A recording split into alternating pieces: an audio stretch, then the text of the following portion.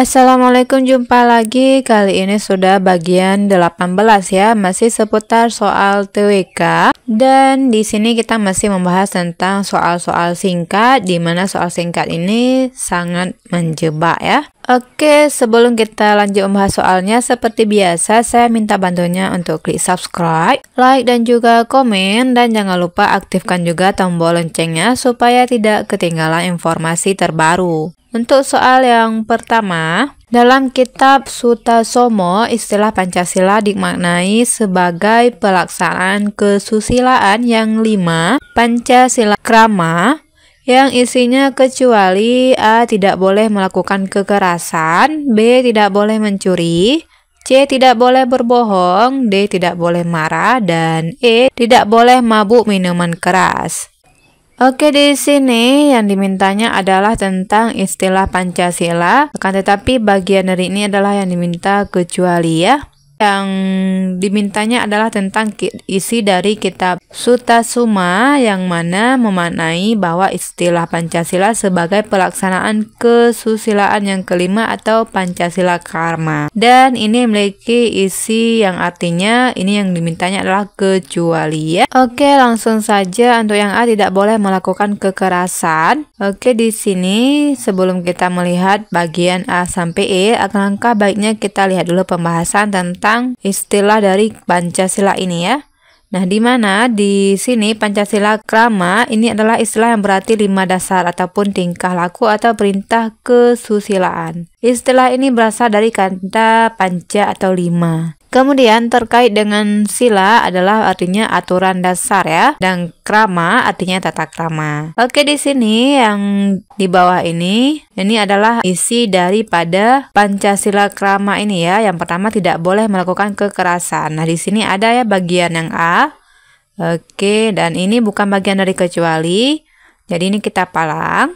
Kemudian yang kedua, tidak boleh mencuri. Ini ada pada bagian B. Selanjutnya, tidak boleh berjiwa dengki. Oke, berjiwa dengki ini kita pending dulu. Tidak boleh berbohong. Ini ada pada bagian yang C, dan ini bukan bagian dari kecualinya ya. Kemudian, tidak boleh minum minuman keras. Ada juga pada bagian yang E. Dan di sini yang tidak adanya adalah yang D ya, tidak boleh marah. Oke, jawaban yang benar untuk pertanyaan nomor 1 ini adalah yang D. Selanjutnya kita lanjut pertanyaan nomor 2. Ciri khas ideologi Pancasila adalah A. Reaksi terhadap liberalisme dan kapitalisme, B. Reaksi terhadap absolutisme, C. Penghargaan atas hak asasi manusia atau HAM, D. Negara hukum, E. Kerasan, keseimbangan, dan keserasian dalam setiap aspek kehidupan. Oke, di sini yang dimintanya adalah tentang ciri khas ideologi Pancasila. Jadi, yang A-nya reaksi terhadap liberalisme dan kapitalisme. Ini apakah bagian dari ideologi Pancasila reaksi terhadap bagian ini ya? Tentu bukan, karena kenapa? Pancasila ini mengatur tentang bagian hukum ya, yang menyangkut tentang aspek kehidupan bangsa kita. Dan reaksi terhadap liberalisme tidak disebutkannya dalam bagian undang-undang ataupun dalam bagian Pancasila. Ini bukan bagian dari tujuan Pancasila sendiri atau bagian dari ciri khas ideologi Pancasila ini. Kemudian yang B, reaksi terhadap absolutisme. Ini juga sama, kita palang. Hal ini karena kurang berkaitan juga.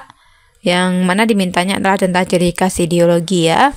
Dan ini bukan bagian dari ideologi Pancasila. Selanjutnya yang C, penghargaan atas hak asasi manusia HAM. Ini sama. Ini termasuk dari bagian Pancasila ya, namun belum mencakup karena ini adalah aturan dari Pancasila itu sendiri ya. Dan yang dimintanya adalah ciri khas ideologinya. Negara hukum juga sama dengan bagian yang C. Kemudian di sini yang E, keselarasan, keseimbangan, dan keserasian setiap aspek kehidupan. Nah, ini bagian yang menyangkut dari ciri khas ideologi Pancasila. Kenapa? Karena Pancasila ini menyangkut tentang keseimbangan, keserasian, dan aspek kehidupan berbangsa. Dan di sini jawaban yang benarnya adalah yang E ya.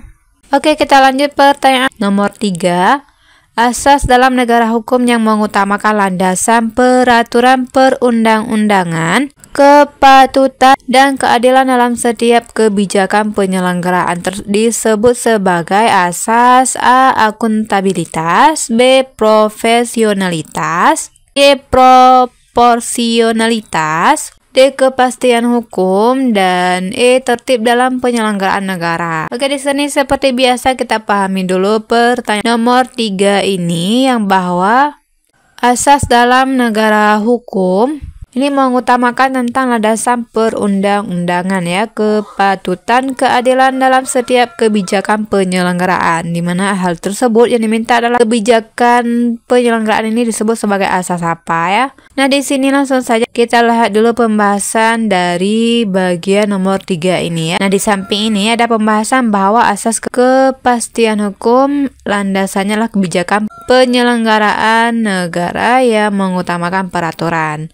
Dan di sini ini juga ada asas penyelenggaraan negara, asas keterbukaan, dan seperti kita lihat di atas bahwa di sini dijelaskan tentang kepatutan, keadilan, dan setiap kebijakan penyelenggaraan. Ini kata kuncinya adalah setiap kebijakan penyelenggaraan ya. Di sini asas apa ya yang dimaksud dengan hal tersebut? Oke, di sini di samping ini pembahasannya adalah tentang asas kepastian hukum. Pembahasan kedua ini ada pada bagian D dan E ya. Dan di sini kita bandingkan untuk ya D-nya, asas kepastian hukum ini menyangkut dengan kebijakan penyelenggaraan negara, dan ini ada pada bagian pertanyaannya ya.